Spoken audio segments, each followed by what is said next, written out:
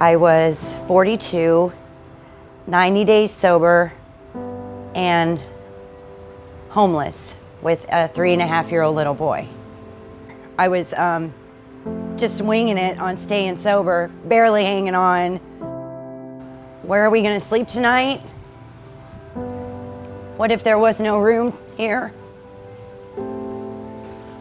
I couldn't make it out on those streets. I couldn't have done it. I was basically emotionally bankrupt. I don't think anyone grows up wanting to be an addict, but it happens. I went from owning a home on McGregor to couch surfing to sleeping in the dumpster. I had gotten to a point where I didn't care about life anymore. I didn't care if I was alive anymore. For many years, I've had this not so good relationship with my family. Like, I was labeled the black sheep, you could say. I just felt like I was the bad one. You know, my brothers were up here and I was down there. A lot of the choices in my life, a lot of the things that had happened to me was because for so long in that home, I was like here. I didn't feel like appreciated or anything. I think my lowest point would probably be driving drunk in a blackout with my little boy in the back seat and coming to on the wrong side of the road. And continuing to do that every day until someone stopped me. I turned my work truck in and I walked around the block to let them all think that I had a place to go because they didn't know my full-blown addiction at that time. And I snuck back to my work after dark and continued to abuse drugs. And I ended up sleeping in the dumpster behind my office that night. My daughter's 12 and I have an 8-year-old son. The first time I spoke to him when I came back around, wasn't comfortable calling me dad. You know, that was a very hard, I still have issues with that, you know. I'm still trying to get to know my son.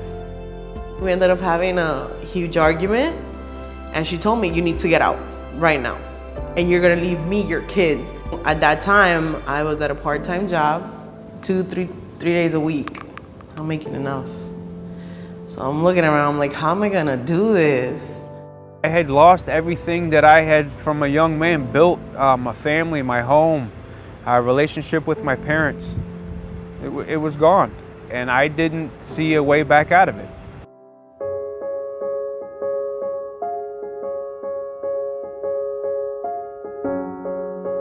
I could tell right off that people here cared about me.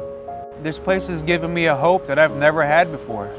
Through the Salvation Army, I was able to go back into church and to get right with God. They took me and my son in and we stayed here for 6 months. And they gave us life skills classes and taught me how to be independent. They give you and teach you a foundation. And my belief is that without God, I won't be able to change. And that's the one main thing I'm glad that they taught me. Now that I've been involved in the church, you know, I said, okay, what's gonna be different now that was before? God is in my life now. I have God with me now at all times. It's just an amazing place. And the people that make this place is what gets me.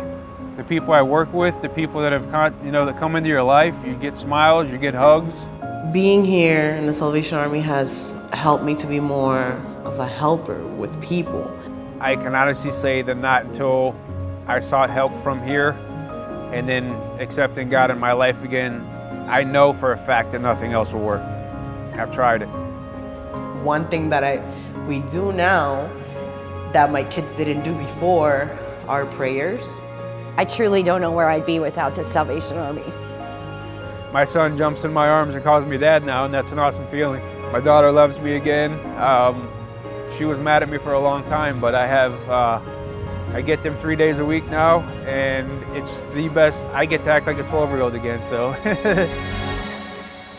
Thank you, Salvation Army.